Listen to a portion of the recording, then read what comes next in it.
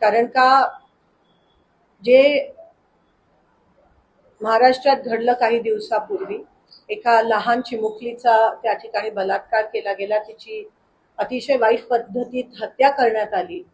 पॉक्सोच्या अंतर्गत हा गुन्हा आहे आणि जो तो नराधम आहे तो अजूनही त्याला सजा आणि शिक्षा झाली नाहीये.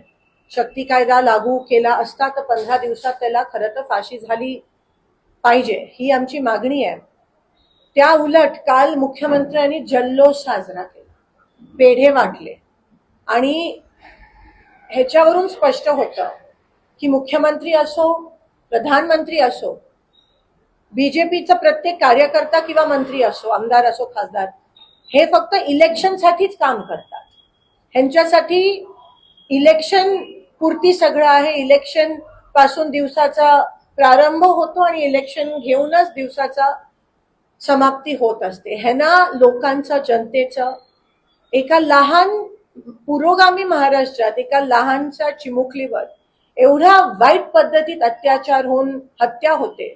तुम्ही खरं तर त्याची आठवण ठेवून, त्याची जाणीव ठेवून जल्लोष साजरा नसता केला आणि म्हणाला असता की तिच्यासाठी आम्ही जल्लोष करत नाही, तर थोडं तरी तुम्हाला काही माणुसकी आहे असं आम्हाला वाटलं असतं. पण त्या उलट तुम्ही पेढे वाटले, जल्लोष साजरा केला, जाहीर केलं.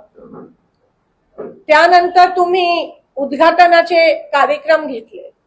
काही माणुसकीच राहिली नाहीये ह्या महाराष्ट्राच्या मुख्यमंत्र्यांमध्ये असं मला कुठेतरी वाटतंय. आणि म्हणून त्यांनी नैतिक जबाबदारी स्वीकारून राजीनामा त्या ठिकाणी दिला पाहिजे. कारण का ही एकच घटना नाहीये. आज आपण सोलापुरात